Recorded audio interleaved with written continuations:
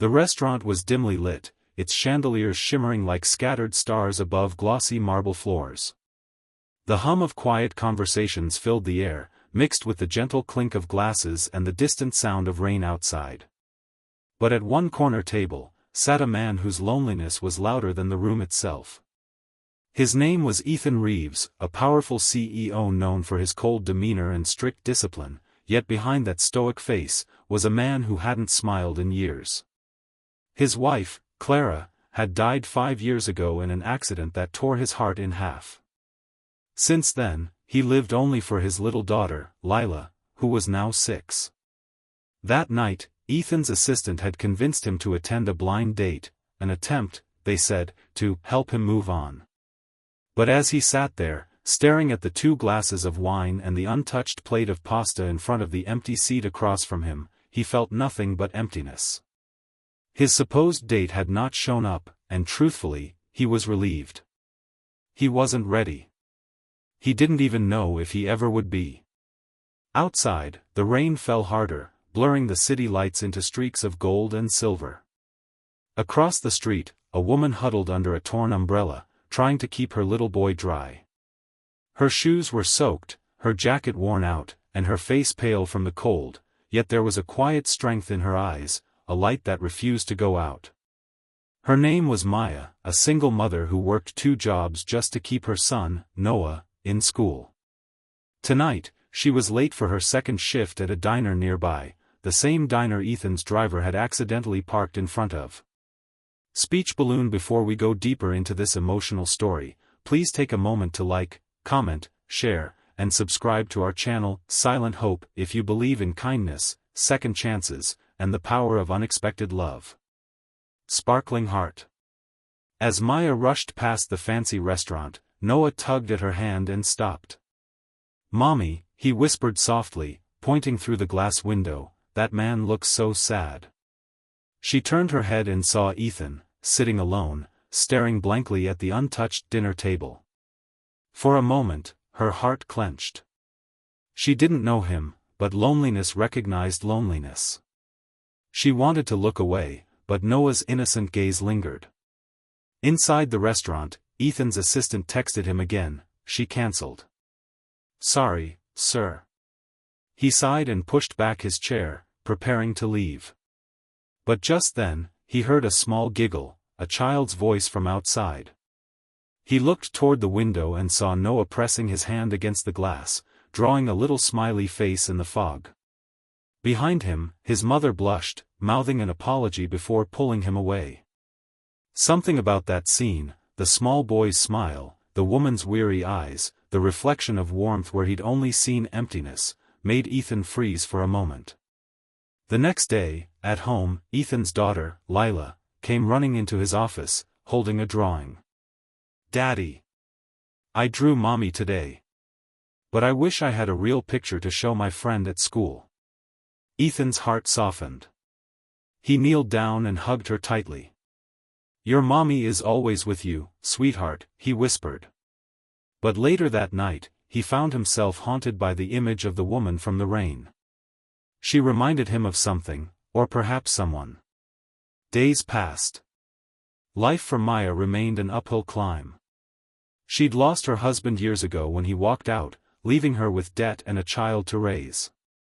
She had no family, no backup, just faith and fierce love for her son. Every night, she told Noah stories about good people and miracles, even though she herself hadn't seen one in a long time. One morning, as fate would have it, she received a call from a luxury events company. They needed part-time help serving at a children's charity gala, hosted by none other than Ethan Reeves. She accepted immediately, grateful for the extra pay. The night of the gala, the ballroom sparkled with wealth, diamonds, tailored suits, and designer gowns everywhere. Maya stood near the buffet, wearing her plain black uniform, her hair tied neatly back. She tried to hide her nervousness, focusing on refilling glasses and clearing plates. But when she turned, her eyes met Ethan's. He froze mid-conversation, his heart skipping a beat. There she was again, the woman from the rain. For a second, everything around him blurred. She looked almost like Clara, not identical, but there was something hauntingly familiar about her calm eyes and gentle smile. He couldn't look away. Maya, flustered, quickly lowered her gaze and continued her work, pretending not to notice his stare. Hours later, as the event ended, Lila ran up to her father, laughing. "Daddy, can we get some dessert before we go?" she pleaded. Ethan smiled softly and nodded. As Lila skipped toward the dessert table, she tripped slightly, and Maya instinctively reached out to steady her. Their eyes met again, but this time, something magical happened. Lila tilted her head, studying Maya's face. "You look like my mommy," she said innocently. The words made everyone around freeze. Ethan's chest tightened, his throat dry. Maya's eyes widened in shock. "Oh, I'm sorry, sweetheart," she said quickly, kneeling down. "I didn't mean to," but Lila just smiled, her small hand brushing Maya's cheek. "You're pretty like her." Ethan hurried over, gently pulling Lila close. "It's okay, honey," he murmured, glancing at Maya apologetically. She didn't mean anything by it. But as he looked into Maya's eyes again, something stirred deep inside him, a warmth he hadn't felt in years.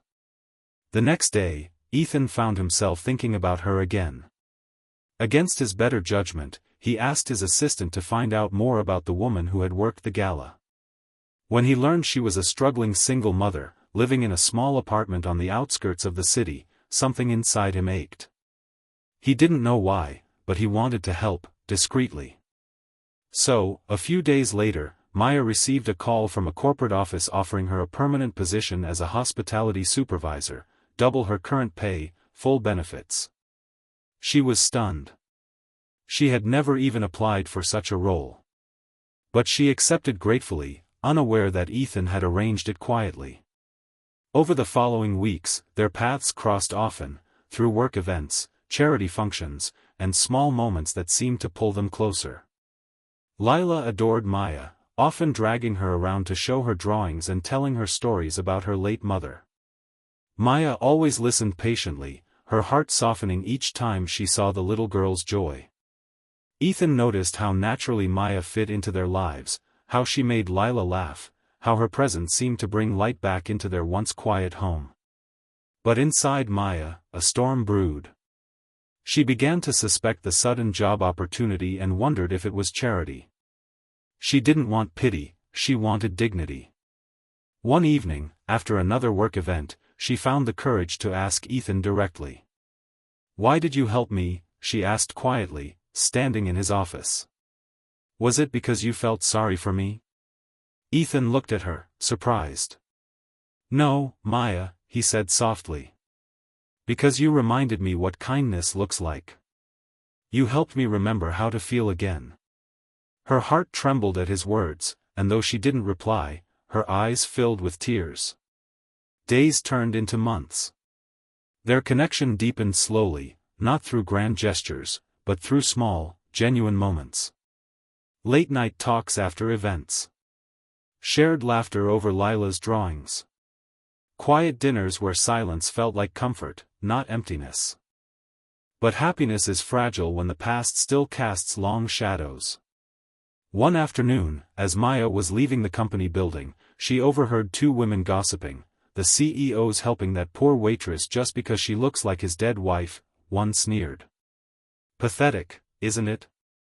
Maya froze. The words stabbed deep. That night, she wrote a resignation letter. She couldn't bear the idea that anyone would think she was a replacement for someone else. She placed the letter on Ethan's desk and walked away quietly. The next morning, Ethan found it. His heart sank as he read her words, "I'm grateful, but I can't stay where I don't belong." He rushed to find her, but she was gone. Days passed, and his home felt empty again. Even Lila noticed. "Daddy, where's Miss Maya? Did I do something wrong?" she asked one night, tears in her eyes. Ethan hugged her tightly. "No, sweetheart. Sometimes people leave, but maybe they come back." Then, one rainy evening, fate intervened again.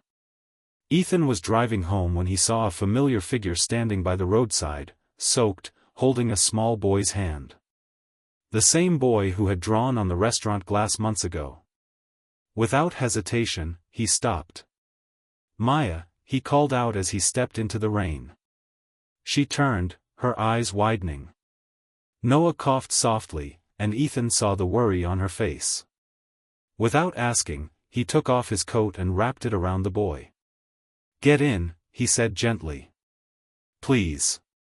At the hospital later that night, after Noah was treated for a bad cold, Ethan sat beside Maya. She looked exhausted, her eyes red from crying. "Why are you doing this?" she whispered. "Because I care," he replied simply. "Not because you remind me of someone else. But because you are someone I can't imagine losing again."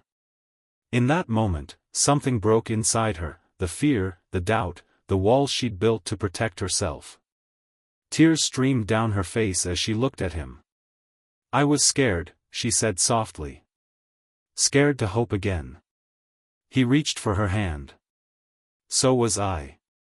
A few weeks later, on Lila's birthday, the house was filled with laughter again.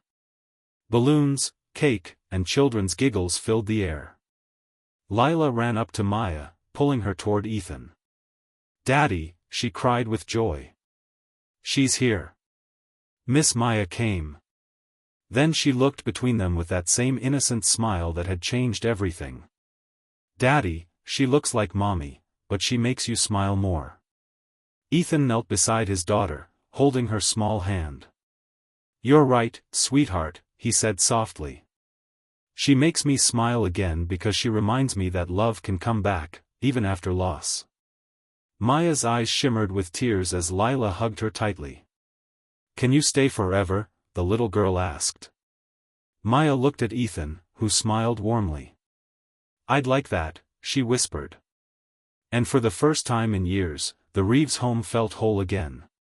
Not because someone had replaced what was lost, but because life had given them all a second chance to love, to heal, and to believe again. Sparkling Heart, if this story touched your heart, please don't forget to like, comment, share, and subscribe to our channel, Silent Hope. Your support helps us spread more stories about kindness, love, and hope. Dove special request: comment below with the words, "Love deserves a second chance," if you believe that healing hearts can find their way back to happiness.